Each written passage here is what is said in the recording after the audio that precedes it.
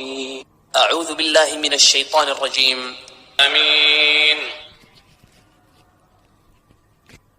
نحمده ونصلي على رسوله الكريم أما بعد فأعوذ بالله من الشيطان الرجيم بسم الله الرحمن الرحيم رب اشرح لي صدري ويسر لي أمري واحلل عقدة من لساني يفقهوا قولي واجعل لي وزيرا من أهلي اللهم انفعنا بما علمتنا وعلمنا ما ينفعنا وزدنا علما اللهم أرنا الحق حقا وارزقنا اتباعه وأرنا الباطل باطلا وارزقنا اجتنابه. السلام علیکم ورحمۃ اللہ وبرکاتہ. اللهم لك الحمد حمدا دائما مع دوامك ولك الحمد حمدا خالدا مع خلودك ولك الحمد حمدا لا منتهى له دون مشيتك ولك الحمد حمدا لا يريد قائله إلا رضاك ولك الحمد حمدا عند طرفة كل عين وتنفس كل نفس. الہی آمین ثم آمین. الحمدللہ اللہ سبحانہ و تعالیٰ کی رحمت سے آج ہم علم تجوید کے حوالے سے اپنی نیکسٹ کلاس لیں گے، اور علم تجوید کو سیکھنے کا مقصد قرآن مجید کی اس آیت کی روح سے، جس میں اللہ سبحانہ و تعالیٰ فرماتے ہیں الذین آتیناہم الکتاب یتلونہ حق تلاوتہ اولئک یؤمنون بہ، جن لوگوں کو ہم نے کتاب دی وہ اسے اس طرح پڑھتے ہیں جیسا کہ اس کے پڑھنے کا حق ہے. تو قرآن مجید کے حقوق میں سے ایک حق، سب سے پہلا حق اس پر ایمان لانا، اور دوسرا حق قرآن مجید کو اس طرح سے پڑھنا جیسا کہ وہ نازل کیا گیا، اور اس کی تعلیمات ہمیں نبی کریم صلی اللہ علیہ وسلم سے ملتی ہیں. اللہ سبحانہ و تعالیٰ نے قرآن مجید کو جبرائیل علیہ السلام کے ذریعے آپ صلی اللہ علیہ وسلم کی طرف نازل فرمایا، اور پھر نبی صلی اللہ علیہ وسلم نے اسے سنا کر تلاوت کر کے صحابہ کرام تک پہنچایا، اور یوں یہ سلسلہ نسل در نسل چلتا رہا. قرآن مجید کی تلاوت اور قرآن مجید کی درست ادائیگی اور اس کے پڑھنے کے حوالے سے چند ایک احادیث کو دیکھتے ہوئے آج ہم اپنے نیکسٹ ٹاپک کا آغاز کریں گے.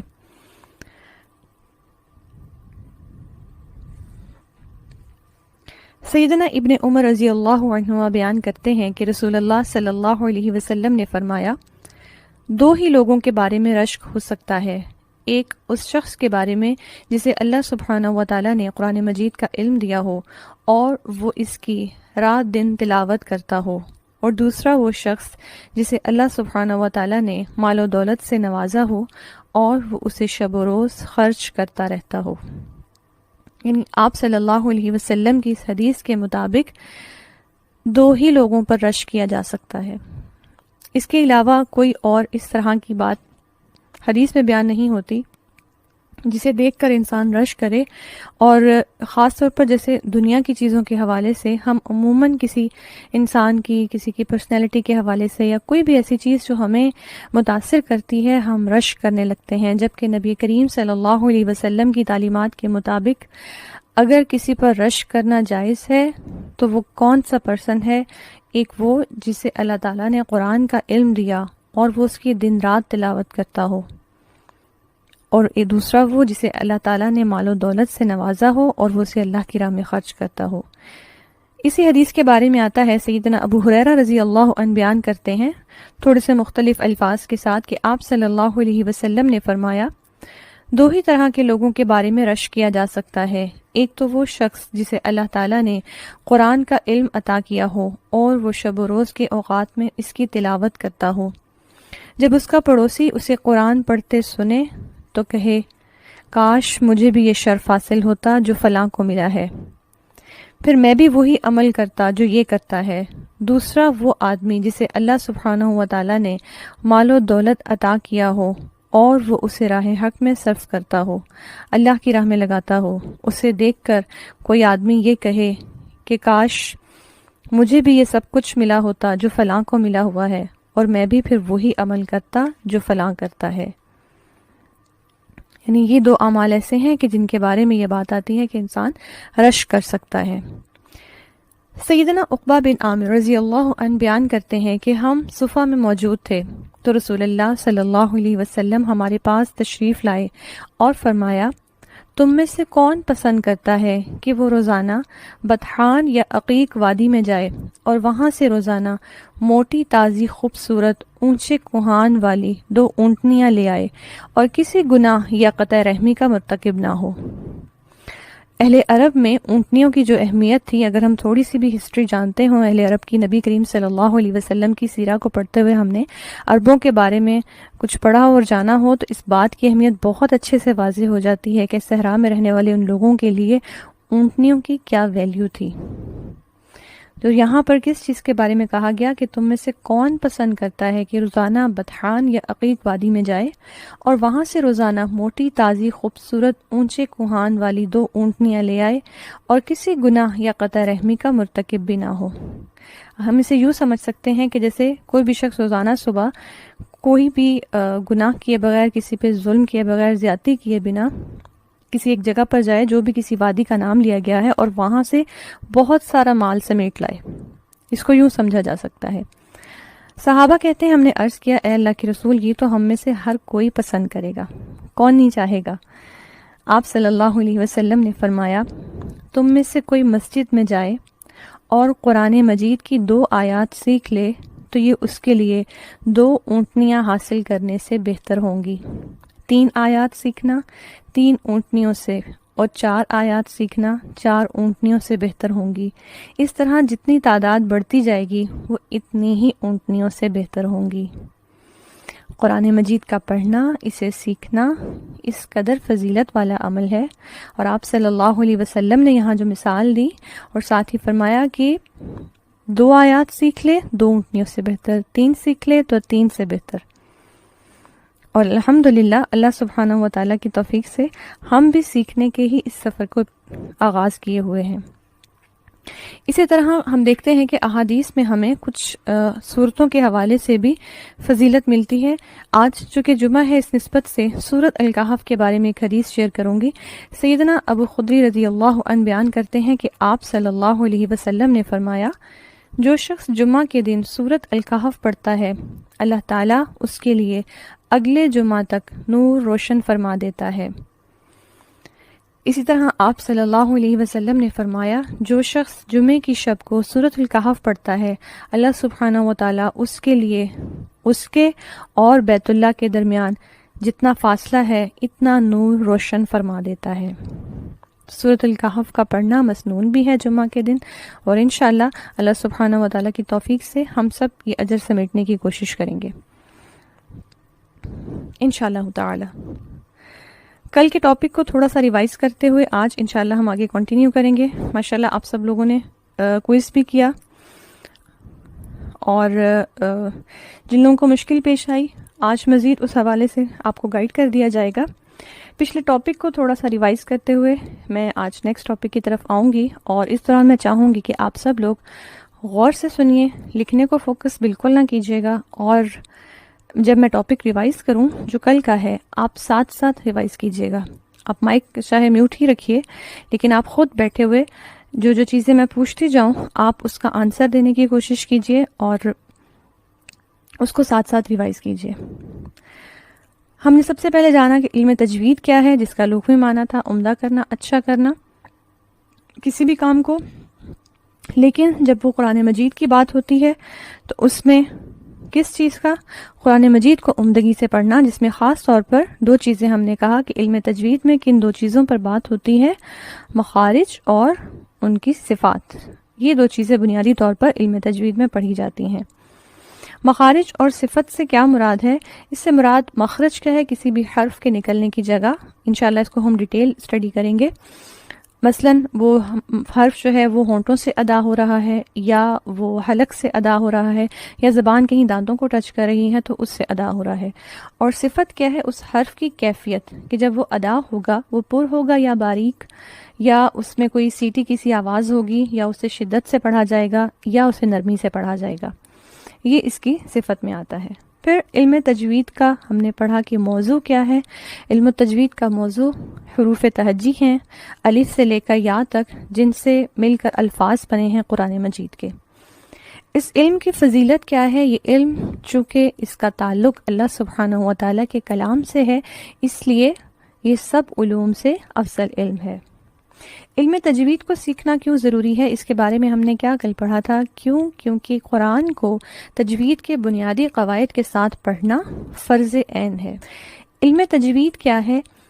اس کا ڈیٹیل علم حاصل کرنا، اس میں مہارت ہونا، اس کی باریکیوں کو جاننا، اس میں ایکسل کرنا اور عالم بننا، اس لیول تک آنا، یہ فرض کفایہ ہے۔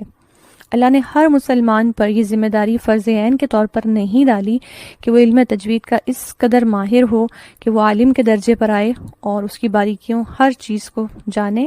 یہ فرض کفایہ ہے۔ ہر علاقے کے کچھ لوگ کر لیں تو باقیوں کی طرف سے وہ کام کافی ہو جاتا ہے۔ کیونکہ پھر وہ کچھ لوگ جو ہوں گے وہ دوسروں کو بنیادیں سکھا سکتے ہیں۔ لیکن علم تجوید اور تجوید کے بنیادی قواعد کے ساتھ قرآن کو پڑھنا یہ فرض عین ہے۔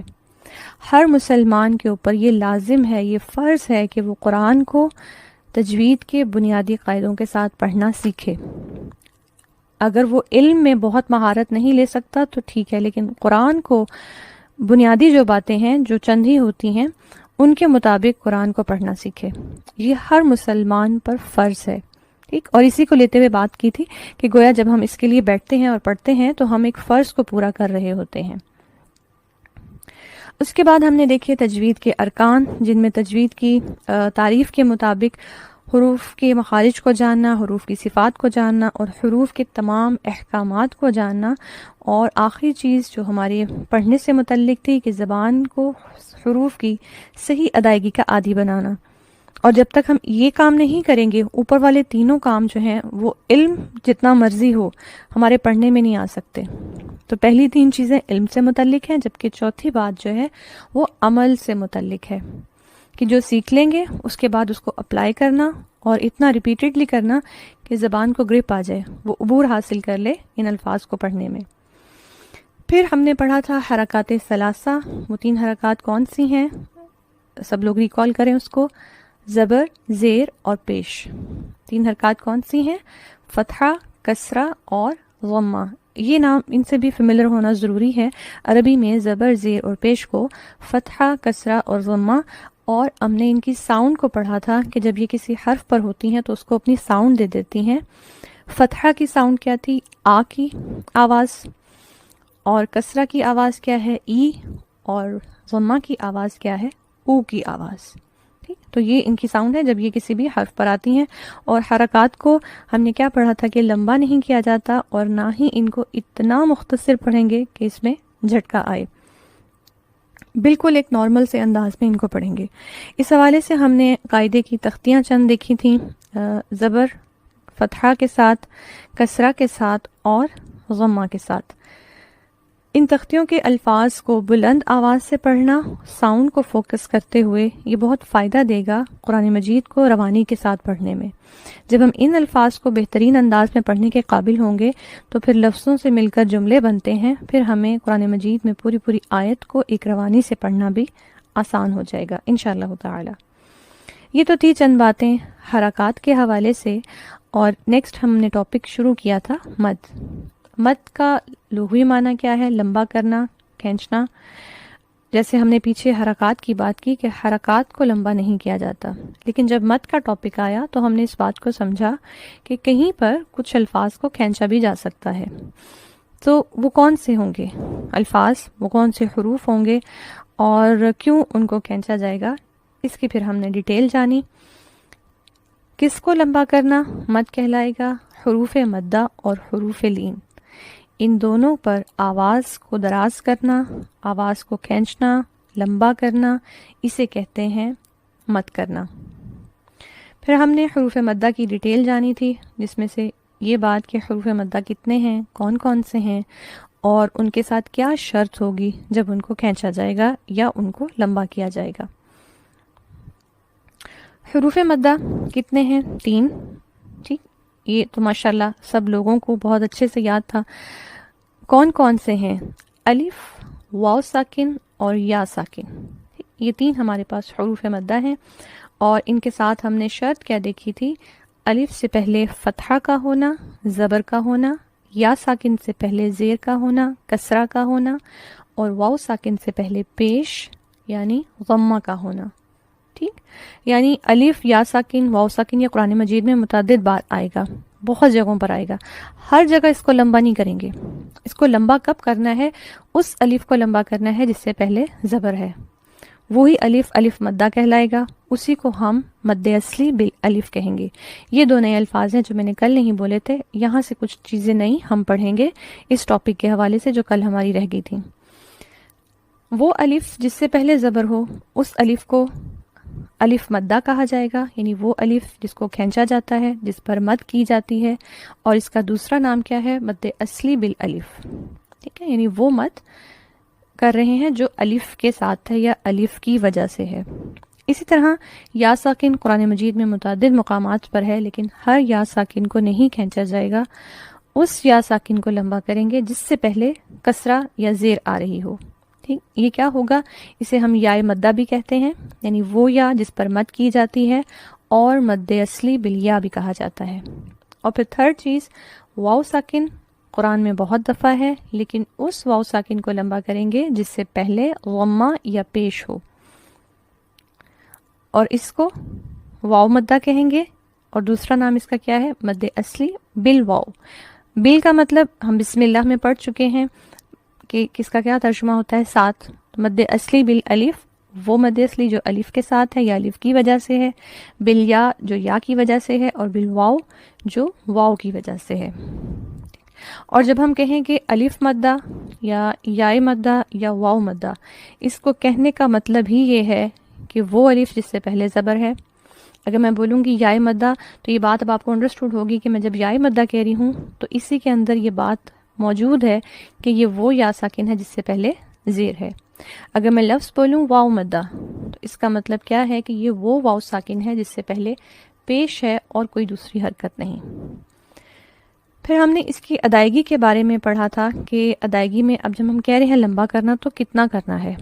ہر ایک کی اپنی مرضی ہے، کوئی کتنا بھی لمبا کر لے جتنا اس کا دل چاہے، یا اس کی کوئی خاص مقدار ہے، اتنا ہی لمبا کرنا ہے جتنا ایک الف کے برابر لمبا کرنا کیا ہے. یہ ایک علامت دی گئی ہے یا آسانی کے لیے ایک بات کہی گئی ہے کہ جس میں یہ کہا جاتا ہے کہ اگر ہاتھ کو مٹھی کی طرح بند کر لیا جائے اور اس کے بعد صرف ایک انگلی کو کھولا جائے، شہادت کی انگلی کو کھولیں، جتنا ٹائم اس کو کھولنے میں لگتا ہے اتنے ٹائم میں ہم جو ہے اس کو لمبا کریں گے، اس سے زیادہ اس کو لمبا نہیں کریں گے. ہم نے کچھ مثالیں اس حوالے سے دیکھی تھیں. آج انشاءاللہ انہی سے آگے مزید ہم دیکھیں گے کچھ اور مثالیں. سب سے پہلے ہم نے دیکھا کہ اس ٹاپک کو ڈرل کرنے کے لیے، اس کی مشق کرنے کے لیے ہمیں قاعدے میں بہت اچھے سے یہ تختی تقریباً ہر قاعدے میں موجود ہوتی ہے. اس میں کیا ہے؟ سب حروف تہجی کے ساتھ تینوں طرح کے حروف مدہ ایڈ کیے گئے ہیں، اور ان میں سے ہر ایک کے ساتھ ہم اس کو پروناؤنس کر کے دیکھ سکتے ہیں، جس میں نے کمپیئر کر کے بتایا تھا کہ اگر ہم قاعدے میں تختی دیکھیں جو حرکات کی ہوتی ہے، حرکات کی تختی میں مثال کے طور پر با زبر با صرف اتنا ہی ہوتا ہے. چونکہ الف ایڈ نہیں ہے تو ہم اسے نہیں کھینچتے، لیکن یہاں الف کے آنے کی وجہ سے ہم اسے کیا پڑھیں گے؟ با زبر الف با. ٹھیک، یہ تھوڑا سا لمبا کرنا، اتنا ہی، اس سے زیادہ نہیں. پھر اس کو با اتنا لمبا نہیں کریں گے، یہ پھر غلط ادائیگی ہو جائے گی. ٹھیک، اسی طرح با پہ پیش ہو اور آگے واو نہیں ہو تو با پیش بو، لیکن اگر واو ایڈ ہو جائے گا تو ہم کیا پڑھیں گے؟ با پیش واو بو بو، اتنا لمبا. با زیریا بی، بس یہ اتنا لمبا، اس سے زیادہ نہیں کریں گے. اور اس سے کم کریں گے تو پھر وہ حرکت کے پڑھنے کا انداز ہوتا ہے. پھر اس سے ریلیٹڈ ہم نے الفاظ دیکھے تھے، ان الفاظ کو پڑھنا تھا، اور ان الفاظ کے پڑھنے میں بھی اس چیز کا خیال کرنا تھا کہ جہاں مد اصلی ہوگی وہاں لمبا کریں گے، اور جہاں حرکت ہوگی وہاں لمبا نہیں کریں گے. آپ دیکھیں جیسے پہلی لائن میں آخری لفظ جو ہے ساہون، ٹھیک، اب سا پر بھی مد ہے، حرف مدہ ہے، الف مدہ ہے، ہو پہ واو مدہ ہے، نون پہ صرف حرکت ہے، آگے نہ الف ہے، نہ واو ساکن ہے، نہ یا ساکن ہے. اس ورڈ کو ہم یوں نہیں پڑھ سکتے ساہونا، نون کو ہم لمبا نہیں کر سکتے. ہم اسے کیسے پڑھیں گے؟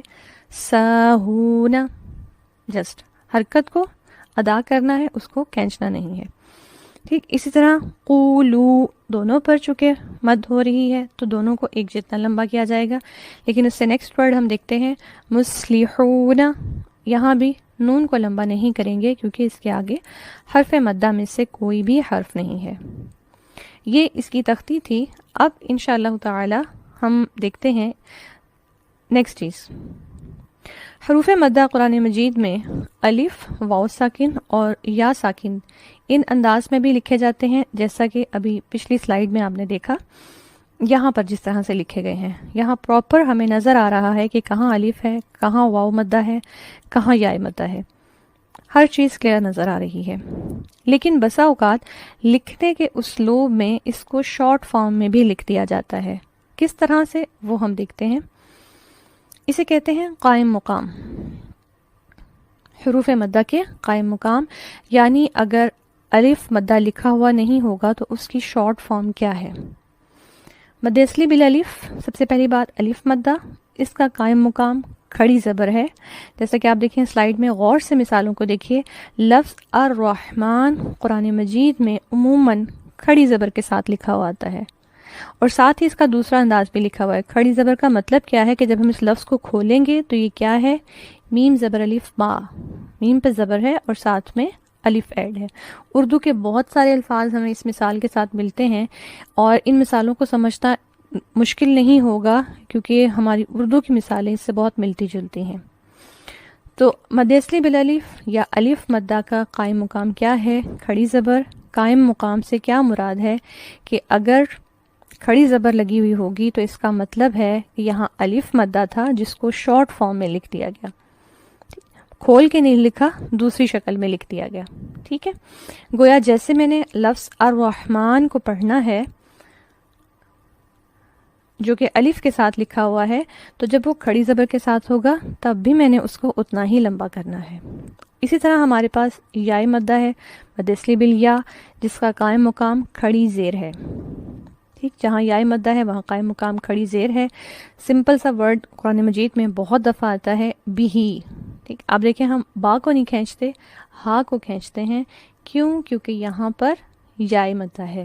بھی کو اگر کھولا جائے تو یہ وہ لفظ ہے جو یہاں آپ کو سلائیڈ میں نظر آ رہا ہے یہ۔ لیکن قرآن مجید میں ہم دیکھتے ہیں کہ بھی کو اس طریقے سے ہی لکھا جاتا ہے۔ لکھنے کا اسلوب ہے کہ کچھ چیزوں کو شارٹ فارم میں لکھ دیا جاتا ہے، لیکن بات ایک ہی ہے۔ جس طرح سے ہم اس کو پڑھتے ہیں بھی اگر ان کیس اس طرح بھی لکھا جائے تو اس کو بھی اتنا ہی لمبا کیا جائے گا۔ پھر اسی طرح مد اصلی بالواو ہے، اور اس کا قائم مقام کیا ہے، الٹا پیش۔ ایک لفظ جو قرآن میں بہت دفعہ آتا ہے لہو۔ ٹھیک، اب ہم اس کو لہو نہیں پڑھیں گے، تھوڑا سا ہا کو کھینچیں گے لہو، اور اگر کھولا جائے تو یہ لفظ بیسیکلی اس طریقے سے ہے۔ ٹھیک، لیکن لکھنے کے اسلوب میں اس طریقے کو اپنایا گیا اور اس طرح سے لکھا گیا۔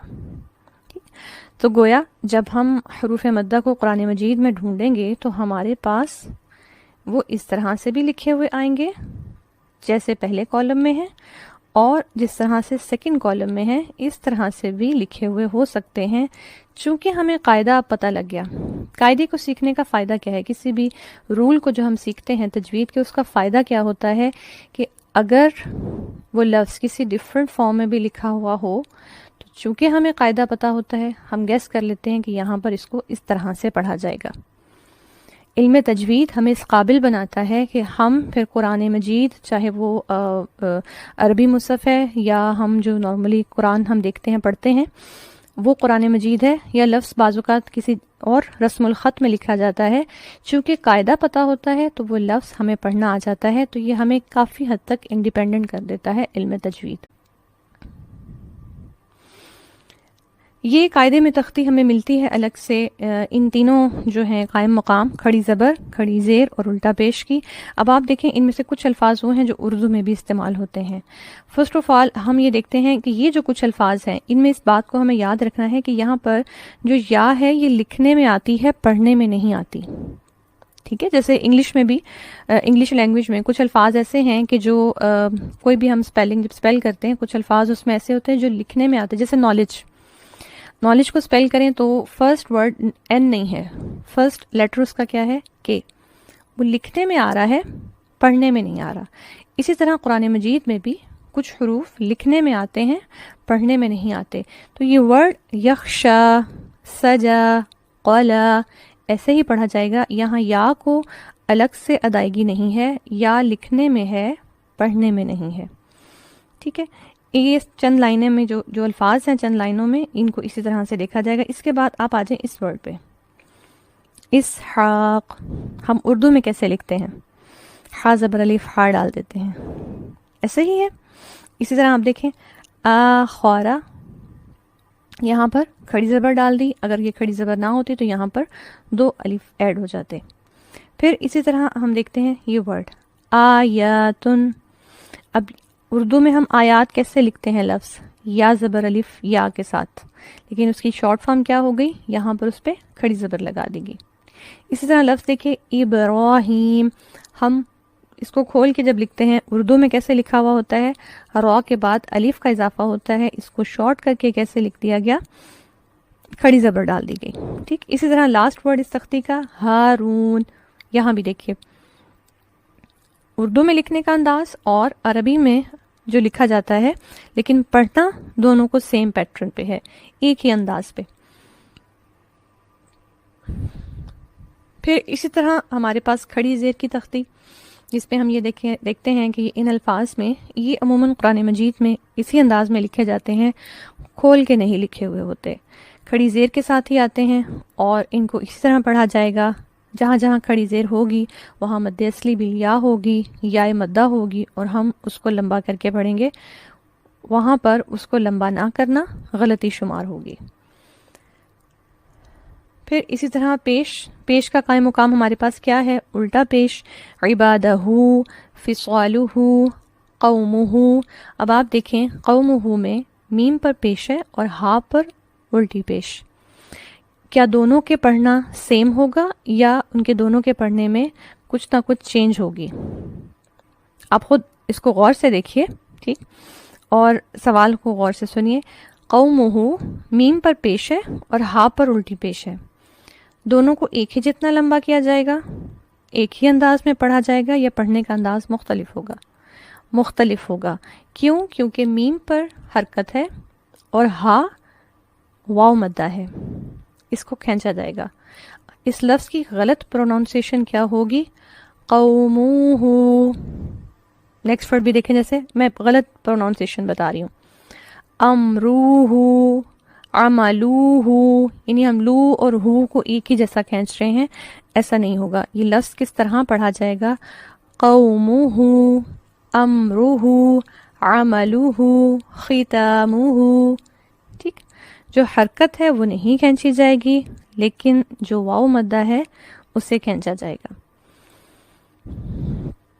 اب ہم سورۃ البقرہ میں دیکھتے ہیں۔ آپ اسکرین پر ہی فوکس کیجیے گا، سلائیڈ پر ہی، اور غور سے دیکھیے گا، چونکہ ابھی ابتدا ہے، ہم میں سے ہر ایک کو، سب نے ماشاءاللہ پک کر لیا ہوگا، لیکن آیت کو پڑھتے ہوئے اس کو پک کرنے میں ابتدا میں تھوڑا سا ٹائم لگتا ہے۔ اس کے بعد آپ کو اتنا جلدی اور اتنا کوئکلی آپ اس کو پک کرنے لگتے ہیں اس قاعدے کو، کہ پھر آپ کو رکنا نہیں پڑتا، پھر وہ آپ کے پڑھنے میں آ جاتا ہے۔ یہاں پھر وہی بات کہ ہم اس کو اتنا ریپیٹیڈلی پڑھیں، اتنا ریپیٹیڈلی پریکٹس کریں کہ ہماری زبان اس کی عادی ہو جائے، اور نگاہیں بھی عادی ہو جائیں، نگاہوں کو بھی پتہ لگ جائے کہ کہاں کہاں میں نے کس لفظ کو کھینچنا ہے۔ ایک پڑھنا وہ پڑھنا ہے جو ہمیں سے میجورٹی نے الحمدللہ ٹھیک ہی پڑھا ہوا ہے اور ٹھیک ہی پڑھا ہوا ہوگا، کہ جس میں ہمیں پتہ ہے کہ ہمیں اس لفظ کو کھینچنا ہے یا نہیں کھینچنا، لیکن ہمیں اس کی ریزن نہیں معلوم۔ اور ایک پڑھنا اس علم کے ساتھ، شعور کے ساتھ، کانفیڈنٹلی کہ ہاں میں اس کو لمبا کر رہی ہوں تو اس کی یہ ریزن ہے، یہاں میں نہیں کھینچ رہی ہوں تو اس کی یہ ریزن ہے۔ سب سے پہلے ہم دیکھتے ہیں الف مدہ۔ الف مدہ کیا تھا؟ الف سے پہلے زبر، اور الف وہ جس کے اوپر زبر، زیر، پیش یا جزم میں سے کوئی بھی علامت نہیں ہوگی۔ کون کون سی؟ زبر، زیر، پیش اور جزم میں سے کوئی بھی علامت نہیں ہوگی، وہ الف۔ سب سے پہلے ہم ڈھونڈیں گے وہ الف، اور اس کے بعد ہم دیکھیں گے کہ کیا اس الف سے پہلے زبر آ رہی ہے۔ یہ سب سے آسان طریقہ ہے اس کو ڈھونڈنے کا۔ آپ میں سے بہت سے لوگ اس سے کوئکلی بھی ڈھونڈ لیں گے، لیکن یہ میں موسٹ ایزیسٹ وے بتا رہی ہوں، جس میں تھوڑا سا ٹائم لگے گا لیکن جلدی آپ کو پریکٹس اس کی ہو جائے گی۔ ہم دیکھتے ہیں یہاں پر، دیکھیے ذالک الکتاب لا ریب فیہ ھدی للمتقین۔ اب یہاں اس آیت میں دیکھیے کہ کوئی الف ایسا ہے جس کے اوپر کوئی بھی حرکت نہ ہو، تو ہم دیکھتے ہیں یہ ہمارے پاس ایک الف آ رہا ہے جس کے اوپر زبر زیر پیش یا جزم کوئی بھی حرکت نہیں، لیکن یہ لفظ کے شروع میں ہے، اس کے پیچھے زبر ضرور ہے لیکن وہ زبر اس کا حصہ نہیں ہے، ٹھیک ہے، لفظ کے اندر ہی وہ بات پوری ہونی چاہیے۔ تو ذالک کا ایک الگ لفظ ہے، الکتاب الف الکتاب کا حصہ ہے، ذالک کا حصہ نہیں ہے، ٹھیک، تو یہ ہماری مثال میں شامل نہیں ہوگا۔ پھر اس کے بعد نیکسٹ ہم دیکھتے ہیں لا، ٹھیک، اب لا میں دیکھیے لام زبر الف لا، الف سے پہلے زبر اور یہ کیا ہے الف مدہ جسے لمبا کیا جائے گا۔ اب یہاں پر میں ایک اور چیز کا اضافہ کروں گی کہ حرف مدہ میں اگر ہم غلطی کرتے ہیں تو یہ غلطی حرام درجے کی غلطی ہوتی ہے، اس پر گناہ ہے، لہٰذا اس کا علم حاصل کرنا بہت ضروری ہے۔ یہ حرام درجے کی غلطی کیوں ہے کہ عموماً اس کے کرنے میں قرآن کا معنی بدل جاتا ہے۔ یہ لفظ ہے لا ریب، اگر یعنی جس کا ترجمہ کیا ہے لا نہیں ریبہ کوئی شک، یعنی بات کیا ہو رہی ہے کہ یہ قرآن وہ کتاب ہے جس میں کوئی شک نہیں۔ اگر میں اس کو پراپر مقدار سے نہ کھینچوں اور میں اس کو پڑھوں لا ریبہ لا ریبہ لا ریبہ، اس لفظ کو لا ریبہ اگر میں ایسے پڑھوں تو اس کا ترجمہ کیا ہوگا البتہ شک ہے، بالکل اپوزٹ ہو جائے گا ترجمہ۔ اللہ سبحانہ وتعالیٰ فرما رہے ہیں یہ وہ کتاب ہے جس میں کوئی شک نہیں، اور ہم غلطی سے کیا پڑھ رہے ہیں کہ یہ وہ کتاب ہے جس میں البتہ شک ہے، نعوذ باللہ، ٹھیک، تو یہ بات اس لیے بتائی ہے اہمیت کو اجاگر کرنے کے لیے کہ یہ اس کی غلطی حرام درجے کی غلطی ہے۔ چلیں نیکسٹ دیکھتے ہیں، اب اس آیت میں اور مزید کوئی الف ہمیں نظر نہیں آ رہا، اگلی آیت میں ہم دیکھتے ہیں یہ ایک الف ہے لیکن اس سے پہلے لفظ ہی اسی سے شروع ہو رہا ہے، کوئی زبر نہیں ہے، اس کو ہم سکپ کر دیں گے، یہ ہمارا الف مدہ نہیں ہے۔ اس کے بعد ایک الف ہمیں کون سا نظر آ رہا ہے بالغیب، لیکن اس الف سے پہلے زبر نہیں ہے لہٰذا یہ بھی الف مدہ نہیں ہے۔ پھر ہم دیکھتے ہیں وَيُقِيمُونَ الصَّلَاةَ، الصَّلَاةَ میں یہ الف لیکن یہ بھی لفظ کی ابتدا میں ہے، اس سے پہلے بے شک زبر ہے لیکن وہ زبر اس لفظ کا حصہ نہیں ہے، یہ ایک الگ لفظ ہے، یقیمون اور الصلاۃ ایک الگ لفظ ہے۔ پھر ہم دیکھتے ہیں وَمِمَّا، یہاں پر جی یہ الف ہے اور اس سے پہلے زبر ہے، ٹھیک، اور اسی طرح نیکسٹ آیت میں آ جاتے ہیں، نیکسٹ آیت میں ہم دیکھتے ہیں یہ جی الف اور اس سے پہلے زبر آ رہی ہے۔ یہاں اب اس قاعدے میں ایک مزید چیز کا اضافہ کروں گی، اسے غور سے سنیے گا۔ بعض اوقات کسی لفظ میں بظاہر مد اصلی ہو رہی ہوتی ہے، جیسے اس لفظ میں ہے والذین میں، ٹھیک ہے، الف سے پہلے زبر ہے، لیکن جب ہم اس کو ملا کے پڑھتے ہیں تو پھر مد اصلی نہیں کی جاتی، لمبا نہیں کیا جاتا۔ یہاں پر جو قاعدہ ہے وہ یہ ہے کہ حرف مدہ بظاہر موجود ہے لیکن وہ پڑھنے میں نہیں آئے گا۔ اس کو اگر ہم لمبا کریں گے تو ہم لفظ کو درست پڑھ نہیں پائیں گے، وا اور لذینہ کو ورڈ نہیں بنے گا، اس کو ایسے ہی پڑھا جائے گا والذینہ۔ یہاں پر مد اصلی لکھنے میں تو ہے لیکن پڑھنے میں نہیں آئے گی۔ اس کی چند آگے اور مثالیں بھی ہیں سورۃ البقرہ میں ہی، انشاءاللہ وہ میں ابھی بتاتی ہوں، اور اس چیز کو ہم نے دیکھ لینا ہے کہ بعض اوقات لکھنے میں موجود ہے لیکن وہ پڑھنے میں نہیں آئے گی، ٹھیک۔ اسی پہ ہم دیکھتے ہیں نیکسٹ ہمارے پاس یہ ایک الف ہے۔ مد کو ہم کنسیڈر نہیں کریں گے کیونکہ مد کسی قاعدے کے مطابق آتی ہے، اسی لیے میں نے 4 چیزیں بتائی تھیں، زبر زیر پیش اور جزم نہ ہو تو پھر وہ کنسیڈر کیا جا سکتا ہے کہ وہ ہمارا الف مدہ ہے۔ بیما، یہاں پر الف سے پہلے زبر ہے، یہ الف مدہ ہے۔ اسی طرح وما یہاں پر، اور اس کے بعد ہم دیکھتے ہیں وبالآخرۃ ہم یوقنون۔ مزید ہمارے پاس ایسا کوئی الف نہیں ہے جس سے پہلے زبر آ رہی ہو۔ چلیں نیکسٹ ہم دیکھتے ہیں، اب اسی میں یہ ہو گیا، ہم نے ایک دفعہ میں سارا ریویو کر لیا مد اصلی بالالف یا الف مدہ کا، ٹھیک۔ اب ہم دیکھیں گے یا ساکن، ٹھیک ہے، یا مدہ یا ساکن۔ اب ہم اس کو ڈھونڈیں گے. ہم دوبارہ سے اسی آیت کو دیکھیں گے. ذالک الکتاب لا ریب، یہ ہمارے پاس موجود ہے یا ساکن، لیکن اس سے پہلے کیا زیر ہے؟ نہیں، زیر نہیں ہے، اس لیے یہ یا مدہ نہیں ہے. پھر نیکسٹ ہماری یا ساکن کہاں مل رہا ہے؟ فی ہی. اس سے پہلے زیر موجود ہے، اس لیے یہ ہماری شرط کو پورا کر رہا ہے. اور جب ہم اس کو پڑھتے ہیں تو ہم فی کو لمبا کرتے ہیں، ہی کو نہیں. فی ہی اس طرح سے پڑھتے ہیں. اور ایک بات آپ نوٹس کریں گے کہ عموماً آیت کا اختتام جس لفظ پر ہوتا ہے اس میں یا تو یائے مدہ ہوتی ہے یا واو مدہ ہوتی ہے. ان دونوں میں سے کوئی ایک چیز لازمی ہوتی ہے عموماً آیت کے اختتام پر.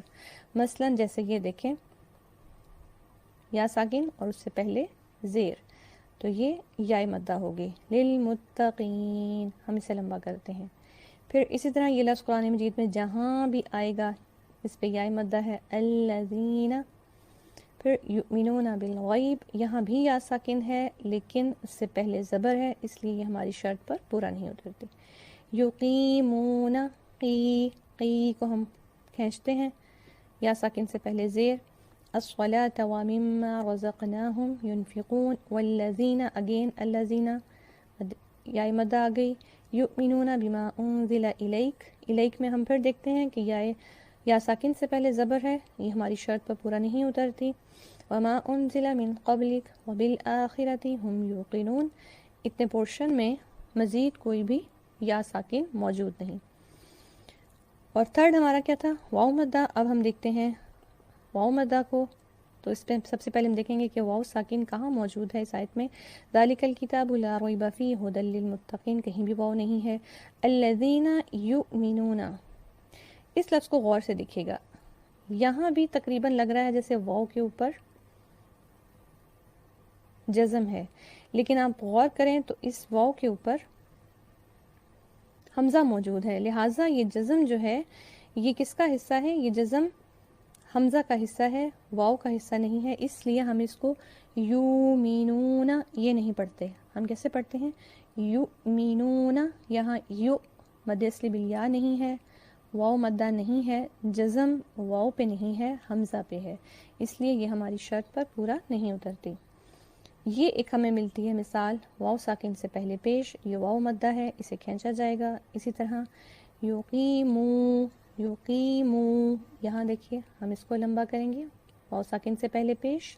الصلاۃ ومما رزقناہم، اب دیکھیے آیت کا اختتام اور یہ ہمارے پاس واو مدہ، واو ساکن سے پہلے پیش. پھر والذین یؤمنون، سیم ورڈ جو اوپر ہم نے دیکھا جس میں یہاں پر واو مدہ ہے ہمارے پاس. بما انزل الیک وما انزل من قبلک وبالآخرۃ ہم یوقنون. نون یہ ہم لمبا کر رہے ہیں، یہ ہے حرف مدہ میں سے واو مدہ. ہوپ فلی آپ لوگوں کو یہ بات سمجھ آئی ہوگی، اور انشاءاللہ نیکسٹ آیات پہ آپ اسی طرح سے ڈھونڈیے گا. میں ایک گریجولی اس لیے کیا ہے تاکہ آپ کو سمجھنے میں آسانی ہو. جب آپ کو گرپ آ جائے گی تو آپ کو یہ ہائی لائٹ بھی نہیں کرنا پڑے گا، اس کے بنا ہی آپ آیت کو روانی سے پڑھتے جائیں گے. اسی میں ہم دیکھ لیتے ہیں اگر کوئی مثال موجود ہے ہمارے پاس قائم مقام کی، تو ہم دیکھتے ہیں الف مدہ کا قائم مقام کیا تھا ہمارے پاس. الف مدہ کا قائم مقام کھڑی زبر. ٹھیک، تو کھڑی زبر اس کو ہم ڈھونڈتے ہیں. جی یہ دیکھیے ذالکا، تو کھڑی زبر کا کیا مطلب ہے؟ یہ زال زبر الف زا تھا. الکتاب، اردو میں ہم کتاب کیسے لکھتے ہیں آپ اس کو ذہن میں لے آئیں. تو یہ یہاں پر کھڑی زبر ہے، الف مدہ کا قائم مقام. اسی طرح الصلاۃ، یہاں یہ دیکھیے رزقنا، نون زبر الف نا، ٹھیک، یہ الف مدہ کا قائم مقام. وبالآخرۃ یہاں پر. ٹھیک، تو ابھی فی الحال اتنی ہی 4 آیات کو میں نے فوکس کیا، آپ نے ان کو غور سے دیکھا ہوگا. نیکسٹ شارٹلی ہم تھوڑا سا دیکھ لیتے ہیں کہ ہم نے یہاں پر بات کی تھی حروف مدہ میں. مد میں ہوتا ہے لمبا کرنا 2 چیزوں کو، حرف مدہ کو اور حروف لین کو. حروف مدہ کا ہم نے پڑھ لیا 3 تھے، الف مدہ، واو مدہ، یا مدہ. الف سے پہلے زبر، یا ساکن سے پہلے زیر اور واو ساکن سے پہلے پیش، اور ہم نے ان کے قائم مقام بھی دیکھ لیے. اب ہم حروف لین کو بھی تھوڑا سا دیکھ لیتے ہیں. بہت ہی سمپل ہے. حروف مدہ اگر کلیئر ہیں تو اس کے بعد حروف لین کا سٹیپ بہت ہی آسان ہو جاتا ہے. حروف لین کیا ہے؟ لین کہتے ہیں نرمی کو، نرم انداز میں پڑھنا. یعنی یہ وہ حروف ہیں جنہیں نرمی سے پڑھا جاتا ہے، اس لیے نرمی سے پڑھنے میں تھوڑے سے لمبے ہو جاتے ہیں. ٹھیک ہے، تو یہ کون سے حروف ہیں اس کے بارے میں ہم دیکھ لیتے ہیں. حروف لین کتنے ہیں، کون سے ہیں، اور ان کی کیا شرط ہے. وہی کویسچن جو حروف مدہ کے تھے. جی، حروف لین یا ساکن اور واو ساکن. حروف مدہ بھی کیا تھے؟ الف، واو ساکن، یا ساکن. وہ 3 تھے، یہ 2 ہیں. یہ 2 کون سے ہیں؟ یا ساکن اور واو ساکن. ان کا اس سے ڈفرنس کیا ہے؟ یا مدہ وہ تھی جس سے پہلے زیر آتی ہے، لیکن یا لین وہ یا ہے جس سے پہلے زبر آئے گی. واو مدہ وہ واو جس سے پہلے پیش ہو، لیکن واو لین وہ واو ہے جس سے پہلے زبر ہو. گویا حروف لین کیا ہیں؟ وہ واو ساکن اور یا ساکن جس سے پہلے زبر آئے. حرکت سیم ہے، اس میں حرکات ڈیفرنٹ تھیں تینوں میں. ایک میں زبر تھی، ایک میں زیر تھی، ایک میں پیش تھی. یہاں پر ان دونوں میں حروف 2 ہیں، واو ساکن اور یا ساکن. حرکت سیم ہے، فتحہ یا زبر. کلیئر؟ ابھی مثالیں دیکھتے ہیں تو آپ کو مزید اندازہ ہو جائے گا. اچھا، اس میں جو ہے اس کی ادائیگی بھی اسی طرح ہے. اس کو بھی 1 الف کے برابر لمبا کیا جاتا ہے. ہم دیکھتے ہیں کہ قاعدے میں ہمیں اس کی تختی اس انداز میں ملتی ہے. واو ساکن اور یا ساکن کے ساتھ تمام حروف تہجی اور حرکت ایک ہی ہے، اور وہ ہے زبر، جسے ہم پڑھتے ہیں با زبر و بو، بو، بئی، با زبر یا بئی، اب بو، بئی. یہ ہے لمبا کرنا. ٹھیک، کیونکہ صرف با زبر با نہیں ہے، آگے کوئی چیز ایڈ ہو گئی ہے، اس وجہ سے اب اس کو کھینچا جائے گا. تو، تئی، سو، سی، یہ اس کو ہے لمبا کرنا. اور اس کے ساتھ یہ پوری ہمیں تختی قاعدے میں ملتی ہے. اور کچھ الفاظ بھی ملتے ہیں، الفاظ یہ قرآن مجید کے ہی ہیں. آپ دیکھیں، غور کیجئے گا، جیسے کلر کے ساتھ ڈیفرینشیٹ کیا ہوا ہے. عرفونا. اب یہاں جو واو ساکن ہے، آپ دیکھیں اس سے پہلے پیش نہیں ہے.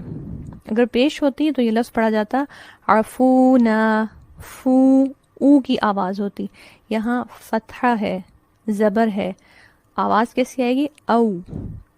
اس کی ساؤنڈ کیا ہوتی ہے بیسیکلی؟ او، ای، او، ای، یہ ساؤنڈ ہے. ٹھیک ہے، تو آپ دیکھیں عرفو، قو، یو. میں الفاظ میں سے صرف اتنا پورشن پڑھ رہی ہوں تاکہ آپ ساؤنڈ آپ کو کلیئر ہو جائے. ٹھیک ہے، قو سی، قو سی، زو، یو، یرو، او، توبتن، قومی، قومن، قومن. کلیئر؟ تو یہ الفاظ ہم قرآن مجید میں پڑھتے بھی ہیں، لیکن اب ہمیں اندازہ ہو گیا کہ قرآن مجید میں لکھا ہوا ہر یا ساکن ایک ہی ٹائپ کا نہیں ہے، بلکہ اس کی ٹائپس ہیں. ایک ٹائپ کون سی ہے؟ یا مدہ. اور ایک ٹائپ کون سی ہے؟ یا لین. یا مدہ جب میں بولوں گی تو مجھے، آپ دیکھیں نا، اب علم ایک سیکھ رہے ہیں نا الحمدللہ ہم، تو یہ علم ہمیں اس قابل بنائے گا کہ ہم مختصر الفاظ میں اپنی بات کو کنوے کر سکیں. تو مجھے اتنی ڈیٹیل پھر ڈیفینیشن بتانے کی ضرورت نہیں ہوگی. اب میں امید کروں گی کہ جب میں یہ ورڈ بولوں گی تو آپ کے مائنڈ فوراً سے کلک کریں گے. جی، اور جب میں کہوں گی کہ واو لین تو آپ کو کلک کرے گا کہ اس میں واو ساکن سے پہلے زبر ہوگی. ٹھیک ہے، تو یہ ہمارا یہ قاعدہ ہے. اس کے کچھ الفاظ ہم دیکھتے ہیں، ہم قرآن مجید میں پڑھتے ہیں. سورت قریش ہے اسی رول کے ساتھ، جس میں روا زبر یا رئی، قریش، ہدینا، ہیہات، علیہم. قرآن میں بہت زیادہ یہ لفظ استعمال ہوتا ہے، علی. ٹھیک، تو علیہم، اس کو ہم لے نہیں پڑھیں گے. عموماً اس کے پڑھنے میں جو غلطی آتی ہے وہ کیا ہوتی ہے؟ لے. علیہم، اینن، اینین، ایسے نہیں پڑھنا. اس کی ساؤنڈ ای کی ساؤنڈ ہے. ٹھیک، تو انشاءاللہ تعالی یہ چیز جو ہے پھر آپ کو ڈیفرینشیٹ کرنے میں آسانی ہوگی. اچھا، ہم اب جاتے ہیں البقرہ کی ہی چند آیات پر، اور ہم دیکھتے ہیں کہ اگر ہمیں اس کی کوئی مثال ملتی ہے. آیت نمبر 5 سے اب ہم چیک کرتے ہیں کہ کوئی ورڈ، میں کوئکلی 1-2 ورڈ آپ کو بتا دیتی ہوں تاکہ آپ گیس کر سکیں کہ کہاں پر یہ مثالیں آئیں گی. جس میں سے ایک مثال تو یہی ہے جو ابھی ہم نے تختی میں بھی پڑھی ہے، علیہ کی. ٹھیک ہے، علیہم یہ ہو گئی. ٹھیک، اسی طرح ٹھیک ہے. آپ دیکھیے آیت نمبر 8 میں وَمِنَ النَّاسِ مَن يَقُولُ آمَنَّا بِاللَّهِ وَبِالْيَوْمِ الْيَوْمِ. ہم اس کو آواز سے بھی ڈیفرینشیٹ کر سکتے ہیں. ٹھیک ہے، ہم نے پڑھا الف مدہ کی آواز جو تھی وہ آ کی، یائے مدہ کی ای کی، لیکن یائے لین کی آواز جو ہے وہ کیسی آواز ہے؟ وہ یو او کی آواز ہے. ٹھیک ہے، تو یہ بالیوم یہ لفظ بھی پھر اسی میں آ جائے گا. بارک اللہ لی ولکم. سبحانک اللہم و بحمدک، اشہد ان لا الہ الا انت، استغفرک و اتوب الیک. اللہم احسن عاقبتنا فی الامور کلها واجرنا من خزي الدنیا وعذاب الآخرة. سبحان ربک رب العزة عما یصفون وسلام علی المرسلین والحمد للہ رب العالمین. الہی آمین ثم آمین. السلام علیکم ورحمۃ اللہ